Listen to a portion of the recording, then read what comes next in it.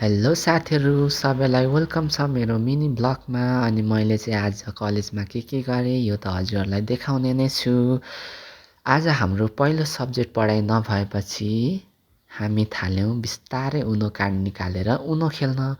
म अनि मेरो ह्यान्डसम साथी उनो खेल्न थाल्यौँ। अरू 4-5 जना पनि हुनुहुन्थ्यो। अनि हाम्रो सेकेन्ड सब्जेक्ट पढाइ हुन थाल्यो। इङ्ग्लिस सरले आएर पढाउनु भयो। त्यस पछाडि म वासरुम जाँदाखेरि देखेको यो कलेजको भ्यू त एकदमै बवाल। यत्तिको भ्यू यो फुलहरू हेरिसके पछाडि म बिस्तारै लागेँ वासरुमतिर।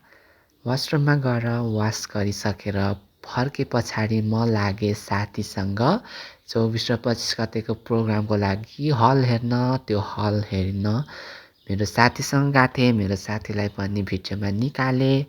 त्यस पछाडि हाम्रो सर आएर चाबी खोलिदिनु भयो। चाबी खोले पछाडि हामी हलभित्र गयौँ।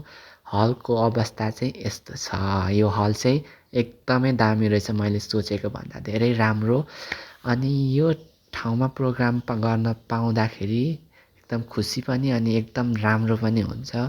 यो प्रोग्राममा चाहिँ हामी बिबिएस सब्जेक्ट पढ्ने 50 जना जति चाहिँ हामी यो प्रोग्राममा पार्टिसिपेट छौँ।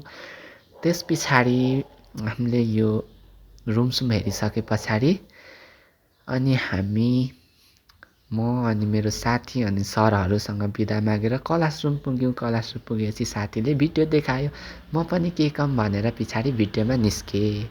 त्यस पछाडि म पढ्न थालेँ। पढेँ एकछिन। पढिसके पछाडिको मेरो फाइनल लुक्स चाहिँ यस्तो छ।